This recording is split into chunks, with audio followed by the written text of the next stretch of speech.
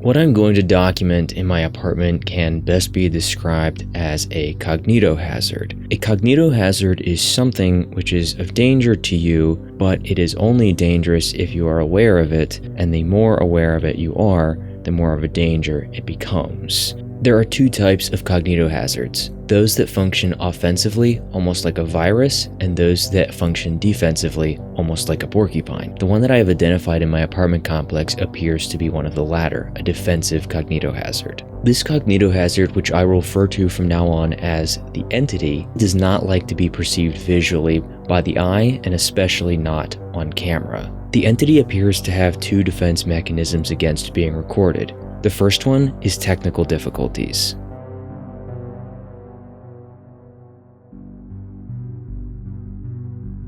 The entity's second defense mechanism is using sound as a distraction. Sometimes these distractions materialize in physical form,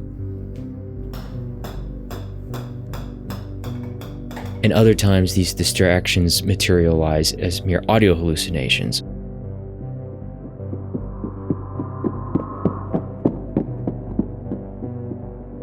The entity appears to be parasitic in nature. With each passing observation, my sleep quality declines and I experience what can best be described as extreme brain fog.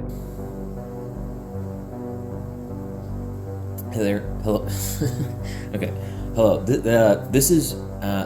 However, these parasitic qualities appear to be gendered in nature, as my wife remains totally unaffected and unaware of the entity's presence. What you cooking? Delicious. It is a Spaniard type of soup. It's like a Whether the entity is operating with malice like a human or instinct like an animal is unclear.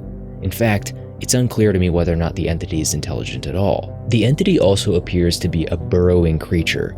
Much in the same way that a mole can manipulate dirt to traverse underground, the entity can manipulate space to traverse across geometry. The entity's use of geometry appears to be non-Euclidean. Assuming the entity operates like a standard pest, I employed a variety of techniques in order to repel it from my home. My techniques included sound, sense, and visuals, all to no avail. At this point, I had to escalate to chemical means. However, before I had a chance to try this, the entity's burrow seems to have been ravaged by a natural predator. This will be the subject of part 2 in my thesis. Thank you for watching.